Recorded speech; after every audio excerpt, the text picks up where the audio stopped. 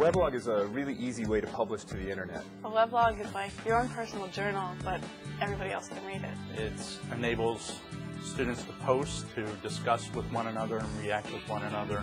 I asked mentors to come in and work with my students. My mentor was Scott Higham. He's a Pulitzer Prize winning journalist. The weblog actually was invaluable. Having Scott be able to comment directly onto my piece of writing rather than make a general analysis of it was really helpful to me. It does motivate kids to work a little bit harder and to make sure that what they're putting online is really quality stuff.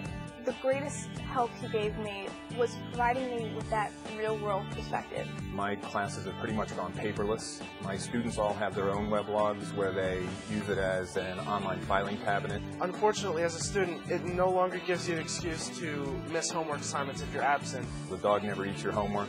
It's always in your weblog or not. It's a great organizing tool. You have all your handouts and your curriculum online for students to access, for parents to access, even the teacher themselves. The ability now to email a teacher back and forth and stay more in touch with what's going on with the child. We used weblogs to study The Secret Life of Bees, which is a best-selling book written by Sue Monk Kidd. I wrote a letter to the author about how much that book influenced me because the class discussions we had were from the absolute heart. She responded to 10 questions that my kids asked and wrote a 2,300-word response that was really very meaningful and very moving. I enjoyed it because it gave me an opportunity to not only share the reading of the book with my daughter, but also to take more of an interactive part in her learning experience. The weblog definitely changes everything. If somebody does a search for The Secret Life of Bees, my name's going to come up there and they're going to be reading what I wrote.